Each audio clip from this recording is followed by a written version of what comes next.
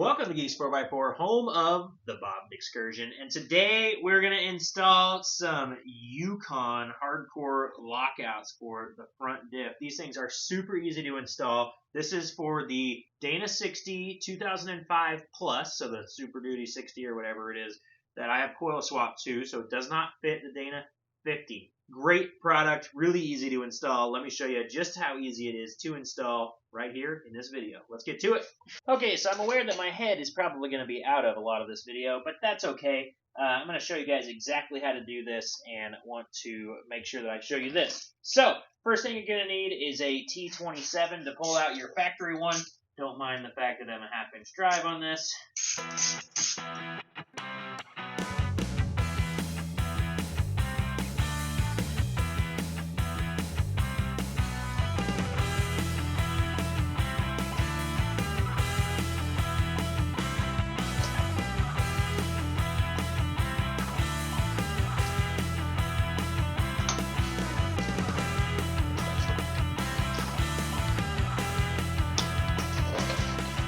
So, now that you have the factory one out, you just take those 3 bolts out and pop that thing out of there. It might be harder to get out if you haven't taken it out in a really long time. You're going to want to look in here and see what this grease is doing. Mine doesn't look very good in this one, so I'm going to clean this thing out a little bit. I'll cut the video and we'll get right back when I get it a little bit cleaned out. Okay, now that you've got it cleaned out, literally felt like I had water in there, and haven't been in water in a really long time, so that's not great.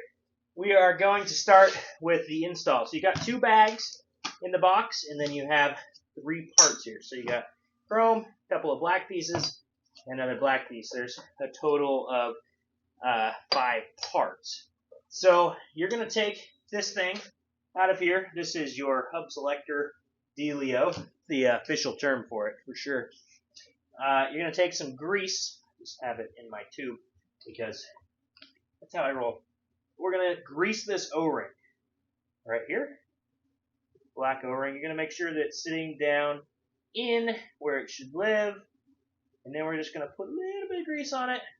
Make it to where it pops into that, because it actually has to pop in and go down into that. The opposite way that it comes in the box. Okay? So take this. Take this. Now you're taking the Yukon side. And you're going to put it down in here. And you're going to just, hopefully, pop it in. So it needs to be level with the top of that. See that? Pretty nice and level. Okay? The next thing we are going to do is in this bag, we have a gasket and we have a snap ring. And the snap ring needs to go in here. And they really want you to turn this to free. So I'm going to turn it to free. And then I'm going to put the snap ring in. And I'm going to try and put the gap at about 90 degrees from one of the slide things, okay? So these are the slide things, these little grooves. You can see top and bottom there are grooves. And then the snap ring has a little line, and get it down in there, and you'll hear it snap in. Super easy to put that in. Make sure that this gap between the end of the snap ring is 90 degrees from these 2 slides. When you're doing this yourself, you're going to understand what I'm talking about. Next thing we are going to do is grease up a bunch of other things. So you need grease. If you don't have grease, you're not going to have a great time. So we're going to grease this first. This is the first part that is going into the hub here. And we're just basically going to grease the whole thing. All of it. It doesn't need to be like packed on it, but it just needs to have grease on all the surfaces, okay? I'm just going to make it to where the whole thing is shiny. And that's the goal. And that it kind of slips out of my fingers. A little bit slick. We want it to roll around in there and be not grinding on things and wearing itself down. So if you don't like your hands to be greasy, put some gloves on. Not that big a deal. And then, once you get this pretty greased up, like I said, I'm just trying to make everything shiny. I am going to, like what I have on the teeth. All the grease that was in there was pretty much bad because it had water on it. So, I'm going to make this nice. And so this goes on there. You're going to align it with the splines of the center shaft. That's your axle shaft that's in there. You're going to align those splines with that. Okay, the next thing you're going to do is take and grease this end, except you need to put this in first. There's two different springs, a thicker spring and a lighter spring. The lighter spring goes between these two parts. So that goes in there next, the lighter spring. And then we're going to grease this. And not just with the grease on my hands. Don't worry. I will do it real nice. So this has splines to go around the outer, which is what locks it in. And the other one has splines to go around the inner, which is what locks it to the inner. So pretty neat little system here. Very strong. This is all steel. Every part of this is steel. There's not a piece of it that's plastic. This is extremely nice. So we got that all greased up. We're going to drop this in. And it goes like that. You will push it in and it'll come back out because it's got a spring in there. Okay? Now you've got this spring. That's going to go on there. But we're not going to do that one yet. So next we are going to grease this. We want to grease these slides, so each of these bumps, and the same with the actual hub itself. We're going to the locking handle or part of the outside part of the hub itself. Hey, comment below. Do you use gloves when you're doing grease? Or are you like me and just don't really care? I don't love my hands being dirty, but I don't know. Grease isn't that bad. It's only the worst to get off. We're going to do the ramps as well. I'll show you guys this one when I get it done up here.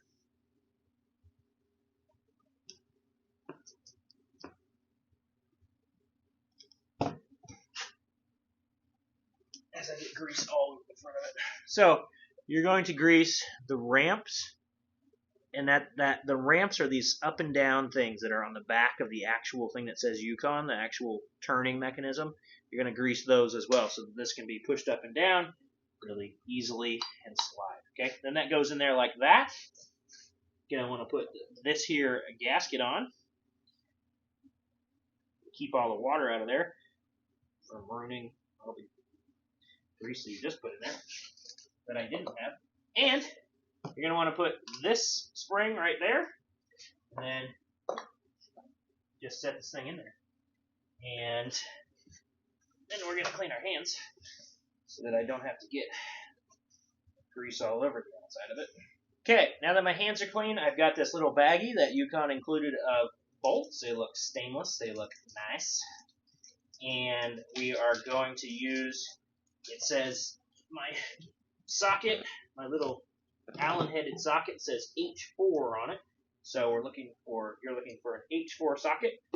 You're going to take a dab of blue Loctite on each of these bolts.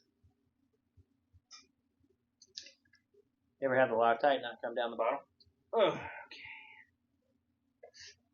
Now this first bolt's going to be the hardest to line up. So you got to make sure you get through the gasket. Just kind of hold it back out. And I'm going to line it with one of the screw holes. I think, get it in there. I like to take the extension off and just run these things in there a tiny bit so that it holds it in place. Because we do have that spring kind of fighting us. It's not super fighting us, but there's enough in there. The spring doesn't really want you to be fully flat. Let me clean the front of this off too. Hey, that looks a lot nicer. Okay. And you just do that 5 more times.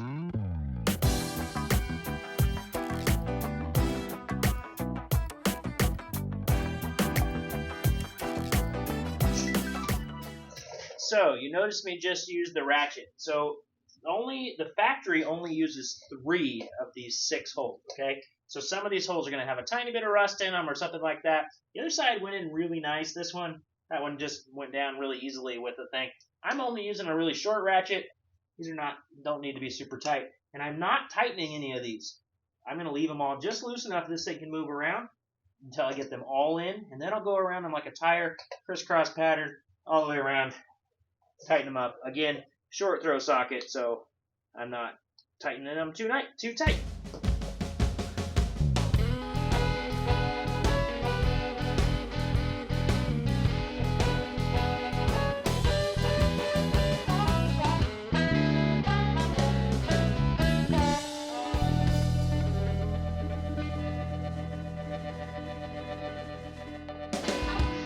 Now that they're all finger tight, I'm going to take my ratchet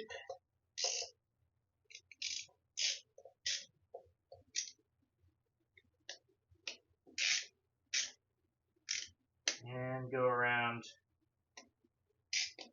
in a crisscross. You don't need to do that, I'm sure, but I'm a tire guy. Feels better.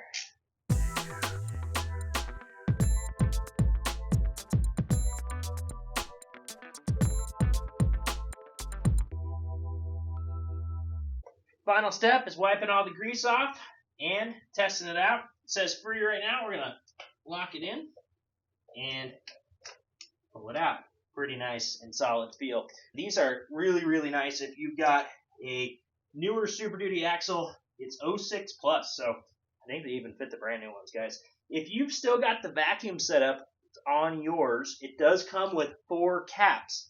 What you're going to do with those is on the top of the knuckle back there, there's a vacuum port. You're going to pull that line off, cap it, and then you're going to cap it up by your coil springs and make sure that your vacuum pump doesn't just run open, because that's not good either. I'm impressed. That was really easy to install.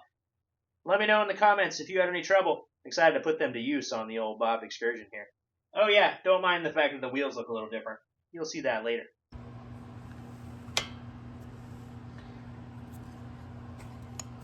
So there you have it, fully installed, simple as that. In the bottom of that box, you're going to find a sticker, because Yukon always is good about stickers, and you're going to find this. And if you need a little bit more instructions and a great written down manual, scan this code, go to the 05 Plus hubs, and it's a great written thing. That's what I use. These are slick. This is a huge upgrade from the old style with plastic grooves and the plastic up here, and I don't know. Everything in that is metal. I did say steel. I don't know if it's all steel. I think maybe the outside is aluminum or something. Either way, that is sweet. That is way stronger than this, and I'm excited to toss that and upgrade to these. Know that it's free every time, and know that when I lock it in, it's going to stay locked in and be set. So, awesome product by Yukon. Use the code GEEKS4x4 for a discount at Yukon. Thank you guys so much for watching. Don't forget to like, subscribe, do the things that YouTube wants you to do. I appreciate it, and we will see you next time.